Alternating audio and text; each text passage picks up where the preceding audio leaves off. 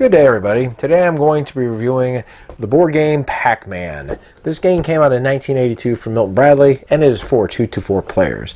Now, Pac Man, as many of you know, is a very old school arcade game that was very, very popular back in the 80s. And Milton Bradley did a series of games that were based on these arcade games back in the day, Pac Man being one of them. The object of Pac Man is you're going to be trying to eat these marbles on the board and end up with the most amount, but you have to be sure to try to avoid the ghosts. But you can also use the ghosts to your advantage. So let's show you Pac Man.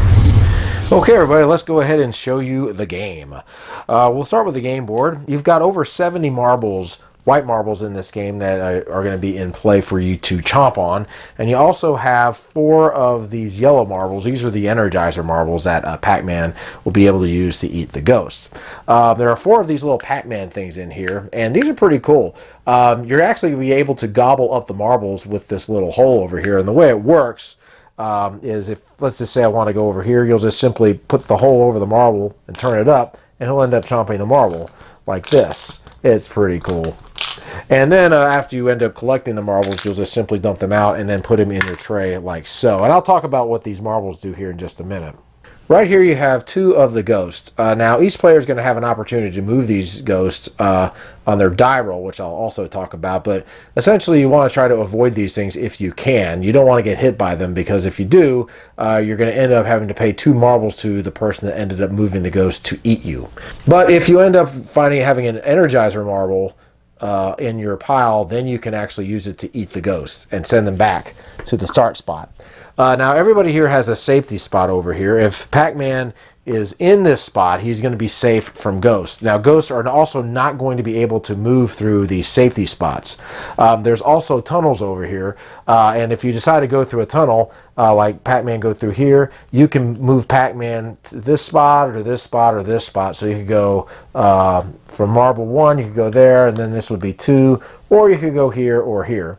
Now the object of the game is you want to try to get the most amount of the white marbles in your tray by the time the last marble is eaten. So on your turn, what you're going to do is you're going to roll these dice, and I'll go ahead and roll. And you're going to choose one of the dice to move Pac Man with, and then you're going to choose the other dice to move one of the ghosts. So let's just say I happen to be green over here, and I decide I'm going to use the 5 to go ahead and get some of these marbles. So I'll go 1, 2, and 3, and 4, and 5. So then what I'll do is I'll dump these here in my tray like so, and then Pac Man's move will be finished. Then I'm going to go ahead and move a ghost 2 spaces. So then I'll just say this way goes 1 and then 2. Now the way movement works with Pac Man is Pac Man cannot move through the blue things. Each number on the die will just represent a marble. You don't have to worry about the yellow spaces. Pac Man can go through the tunnels. He can change direction if he wants to. He can basically go through an opponent's safe space, but he can't land on it. So if like yellow decided he want to move through here, you go 1, 2, 3, 4, 5. But if you roll the 3, like if you went 1, 2, 3, he would not be able to stay there. Now Pac-Mans cannot jump over other Pac-Mans, and ghosts cannot jump over other ghosts. And ghosts also can't jump over other Pac-Mans to get to another Pac-Man. Now let's say on a roll, I roll this, and I end up eating a yellow marble, like rolling 1, and then 2, 3, and 4. Now that I have a yellow marble, this is going to give me what is called the Ghost Gobbler Privilege. The Ghost Gobbler Privilege simply is that if I end up moving up to a ghost and I have this, say I go 1, 2, 3, 4, and I hit the ghost while I have this, I will have ended up eating the ghost. And what this is going to do is I'll end up sending him back home, and then I'll be able to choose any opponent to take 2 marbles from as a reward. Now once I have eaten a ghost, I'm going to have to put the yellow marble back onto one of the little red circular spaces. Now you can also use the ghost to take a Pac Man and send him back to his home space. Let's just say we had a ghost over here. Let's say he rolled this. So the red Pac Man can pick the 4 to go 1, 2, 3, and then hit this Pac Man. Now if Pac Man happens to have a yellow marble when a ghost hits him, that's not going to save him, unfortunately. So in this case, this Pac Man would go ahead and get sent back home, and red would collect 2 of Pac Man's marbles like so. Now, whenever a ghost hits a Pac Man, he's going to have to stop his movement. Same way with Pac Man, if he ends up eating a ghost, he's going to also have to stop his movement. So here's another example. Let's just say it's Green's turn, and Green goes, and he's got a 6 and a 1. So let's just say he decides he's going to take this guy, this yellow pellet for 1, and he's going to move this guy 1, 2, 3 to kill off this guy. And he'll go back to his home safe space, and then he will go ahead and take 2 of his marbles. And basically, that's the way the game works. You're going to each roll the dice. You're going to move your Pac Man with one of the die rolls, the green ghost with the other die roll. You're going to try to get as many of these white marbles as you can, but you're also going to be able to steal them from people. And by the time the last marble is taken from the board, that's going to end the game, and everybody's going to go ahead and count their marbles that are here in their trays. Yellow marbles will not count. And whoever has the most amount of the white marbles in their tray is going to win the game. And that, ladies and gentlemen, is Pac Man. So my final thoughts on Pac Man. Well, this is a game my friend Brittany brought over on a game night, and she actually had an extra copy that was incomplete that she gave to me, so thank you very much, Brittany.